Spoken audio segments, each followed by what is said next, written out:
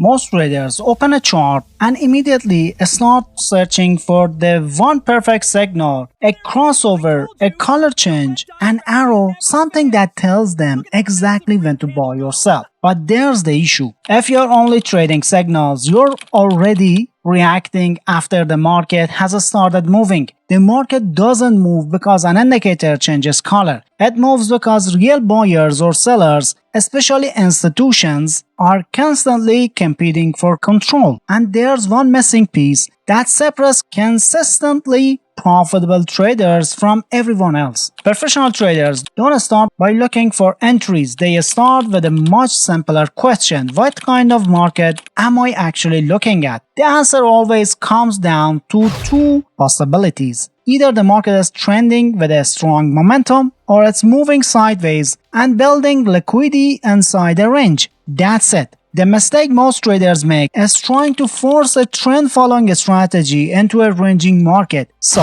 let's break down what actually creates a trend. A trend isn't just price moving up or down. It's an imbalance between buyers and sellers. Imagine buyers becoming so aggressive that they're willing to keep paying higher prices, observing every sell order sitting above them. That's what drives price upward. The opposite happens in a downtrend, where sellers overwhelm every buyer trying to step in. But before we even think about entries, we need a way to measure that aggression. We need to know who is actually winning the battle. That's exactly where the MACD comes in. Now we're not using the MACD the way most traders use it. We're not looking at crossover or traditional signals. We're only using it as a momentum gauge. Take a look at this gold 15-minute chart. Watch the histogram closely, because it tells the entire story. When you see the histogram bars building below the zero line, don't treat that as a simple sell signal. Treat it as evidence that sellers are currently in control. Their momentum is increasing. They're observing buyers, and downtrend has enough strength to continue. Now compare that to when the histogram turns green and stays above the zero level. That shows the exact opposite. Buyers are in control, momentum is expanding in their favor, and they have enough strength to keep pushing price higher. But here's the part most traders completely miss. Look at these white histogram bars. It doesn't matter whether they're above or below zero line. White bars are telling you something more important. Participation has dropped. Neither side has enough conviction to keep driving price. And if you compare these white bars to the chart itself, you'll notice something important. The moment the histogram loses conviction, price almost immediately starts moving sideways instead of trending. It begins to range. This becomes our no trade zone. Instead of forcing trade in these conditions, we simply stay out and wait for momentum to return.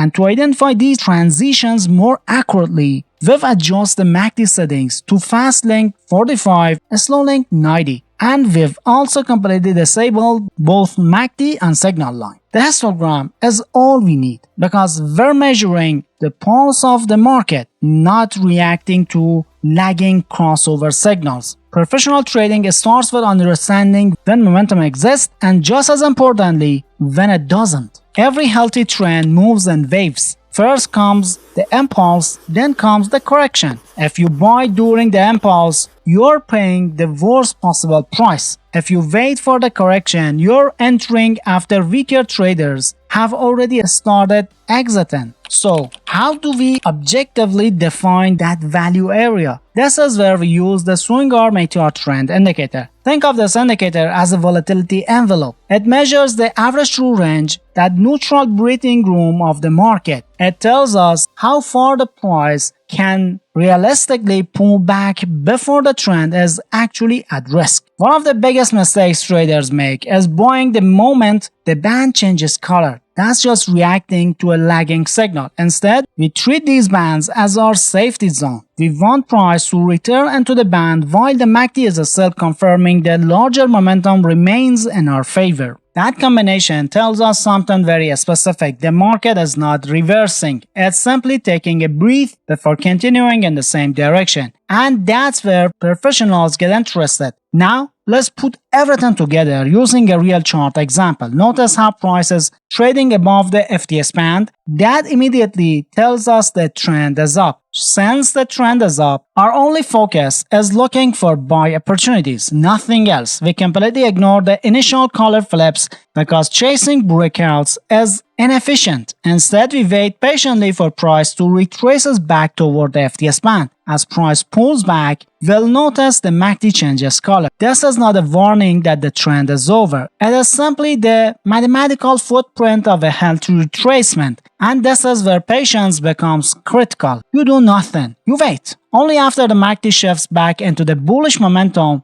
do we prepare to enter. That exact candlestick where bullish momentum returns becomes our entry trigger. Everything before that is just the market correcting. Execution as also requires disciplined risk management. Your stop is just mandatory. It goes either directly at the FTS band or just below the most recent swing low. Your take profit is set using a fixed 1-to-2 risk to reward ratio. The sell setup works exactly the same way, just reverse. When price is below the FTS band, the trend is down. That means we only look for sell opportunities. Again, we ignore the initial bearish breakout. Instead, we wait patiently for price to pull back toward the FTS band. During that pullback, the MACD temporarily turns bullish. That's expected. We don't enter. We wait for the temporary momentum to fade. The exact moment the MACD shifts back to bearish momentum, confirming selling have regained control, we enter our short position on that candlestick. Risk remains capped at 1%. The stop loss goes either at the FTS band or above the most recent swing high. The take profit remains at the same fixed 1-to-2 risk to reward ratio. Finally, none of this works without the last piece that keeps traders in the game long enough to become consistently profitable: risk management. Your stop loss is never based on an arbitrary number of pips. It always sits on the opposite side of the